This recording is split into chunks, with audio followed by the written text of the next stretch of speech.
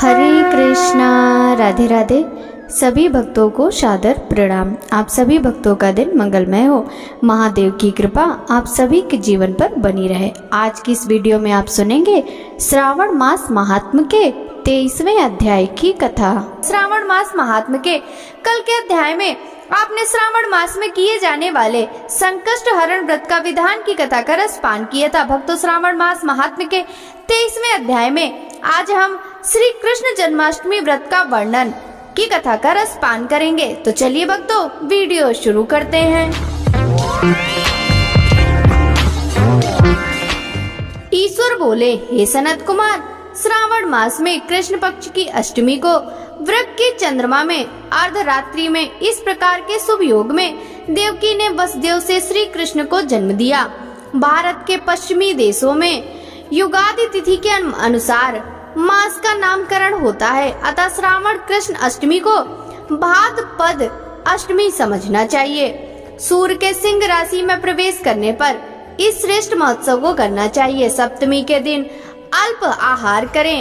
इस दिन दंत धावन करके उपवास के नियम का पालन करें और जितेंद्रिय होकर रात में शयन करें। जो मनुष्य केवल उपवास के द्वारा कृष्ण जन्माष्टमी का दिन व्यतीत करता है, वह 7 जन्मों के लिए पापों से मुक्त हो जाता है, इसमें संदेह नहीं है। पापों से मुक्त होकर गुणों के साथ जो वास करता है, उसी को सभी भूखों से रहित उपवास जानना चाहिए। अष्टमी के दिन नदी आदि के निर्मल जल में तिलों से स्नान करके किसी उत्तम स्थान पे देवकी का सुंदर सूतिका ग्रह बनाना चाहिए, जो अनेक वर्ण के वस्त्रों, कलशों, फलों, पुष्पों अथवा दीपों से सुशोभित हो और चंदन तथा अगरू से सुवासित हो।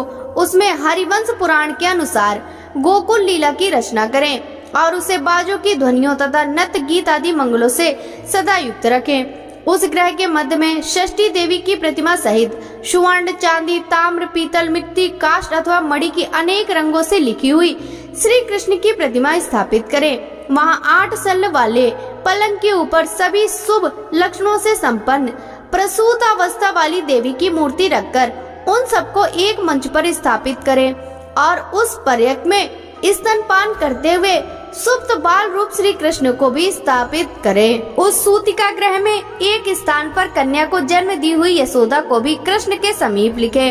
साथ ही साथ हाथ जोड़े हुए देवताओं, यक्षों, विद्याधरों तथा अन्य देव अग्नियों को भी लिखें और वहीं पर खड़ग तथा ढाल धारण करके खड़े हुए वासुदेव को भी लिखें। इस प्रकार कश्यप के रूप में अवतीर्ण वसुदेव जी, अदिति स्वरूपा देवकी, शेषनाग के अवतार बलराम, अदिति ही अंश के प्रादुर्भूत यशोदा, दक्ष प्रजापति के अवतार नंद, ब्रह्मा के अवतार गर्गाचार्य, सभी अप्सराओं के रूप में प्रकट गोपिका वृंद, देवताओं के रूप में जन्म लेने वाले गोपगण, काल नेमी स्वरूप कंस, उस कंस के द्वारा वज्र में भेजे गए वृषासुर, वत्तासुर, कुलिया, पीड़, केसी आदि असुर, हाथों में शास्त्र लिए हुए दानव तथा यमुना दह में स्थित कालिये नाग, इन सबको वहाँ चित्रित करना चाहिए।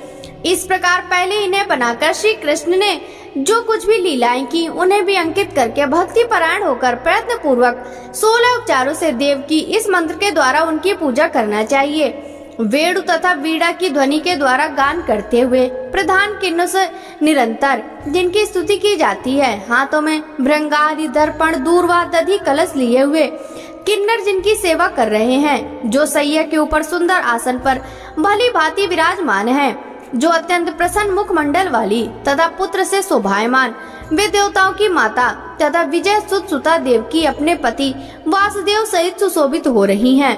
उसके बाद विधि जानने वाले मनुष्य को चाहिए कि आदि में प्रणव अथवा अंत में नमः से युक्त करके अलग अलग सभी के नामों का उच्चारण करके सभी पापों से मुक्ति के लिए देवकी, वसुदेव, वासुदेव, बलदेव, नंद तथा यशोदा की पृथक पृथक पूजा करनी चाहिए। उसके बाद चंद्रमा के उदय होने पर श्री हरि का स्मरण करते हुए चंद्रमा को अर्घ्य प्रदान करें। इस प्रकार कहना चाहिए, हे क्षीर सागर से प्रादुर्भूत, हे अत्रि गोत्र में उत्पन्न आपको नमस्कार है। हे रोहिणी कांत, मेरे इस अर्घ्य को आप स्वीकार कीजिए। देवकी के साथ वासुदेव, नंद के साथ यशोदा, रोहिणी के साथ चंद्रमा और श्री कृष्ण के साथ बलराम की विधिवत पूजा करके मनुष्य कौन सी परम दुर्लभ वस्तु को प्राप्त कर नहीं सकता। कृष्ण जन्माष्टमी का व्रत 1 करोड़ एकादशी व्रत के समान होता है।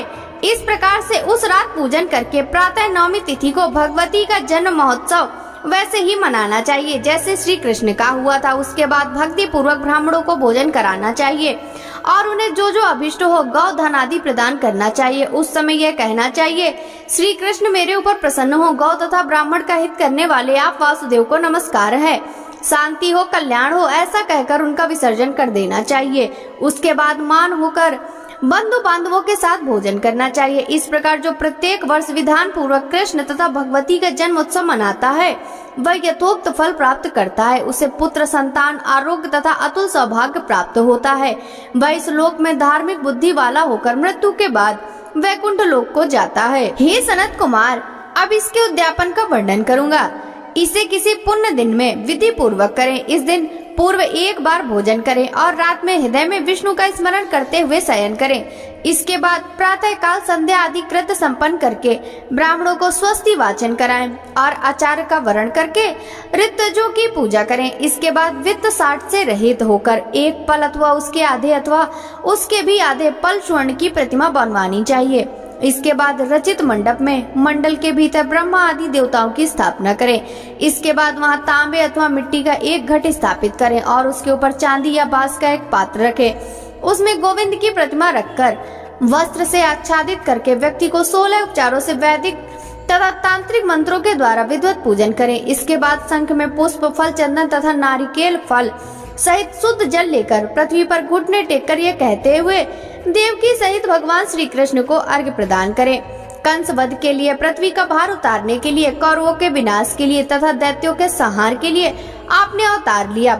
हे हरे, मेरे द्वारा प्रदत्त इस अर्घ्य को आप देवकी सहित ग्रहण करें। इसके बाद बुद्धिमान को चाहिए कि चंद्रमा को पूर्वोक्त विधि से अर्घ्य प्रदान करे। पुनः भगवान से प्रार्थना करे, हे जगन्नाथ, हे देवकी पुत्र, हे प्रभु, हे वसुदेव पुत्र, हे अनंत, आपको नमस्कार है, भवसागर से मेरी रक्षा कीजिए। इस प्रकार देवेश्वर से प्रार्थना करके रात्रि में जागरण करना चाहिए।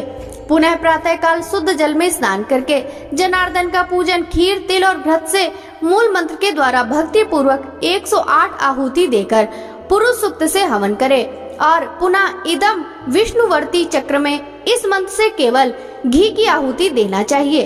पुनः पूर्ण आहुति देकर तथा होम से संपन्न करने के अनंतर आभूषण तथा वस्त्र आदि से आचार्य की पूजा करनी चाहिए। उसके बाद व्रत की संपूर्णता के लिए दूध देने वाली, सरल स्वभाव वाली, बछड़े से युक्त, उत्तम लक्षणों से संपन्न, सोने के सींग, चांदी के खुर, कांस की दोहिनी, मोती की पूंछ, ताम्र की पीठ तथा सोने के घंटे से अलंकृत की हुई एक कपिला गौ को वस्त्र से आच्छादित करके दक्षिणा सहित दान करनी चाहिए। इस प्रकार दान करने से व्रत संपूर्णता को प्राप्त होता है।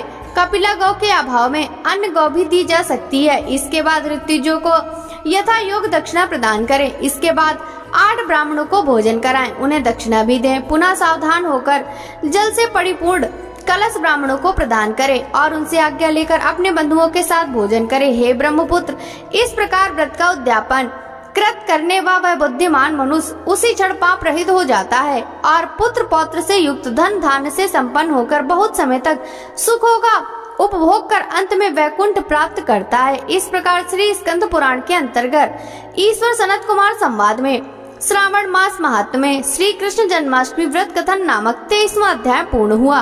भक्तों, आगे की कथा का वृतांत हम कल के अध्याय में श्रवण करेंगे।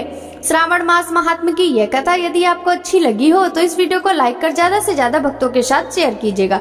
साथ ही वीडियो के कमेंट बॉक्स में हर हर महादेव जरूर लिखिएगा। आपसे मिलते हैं श्रावण मास महात्म्य के अगले अध्याय की कथा के साथ। तब तक सभी भक्तों को हरे कृष्णा, राधे राधे, हर हर महादेव।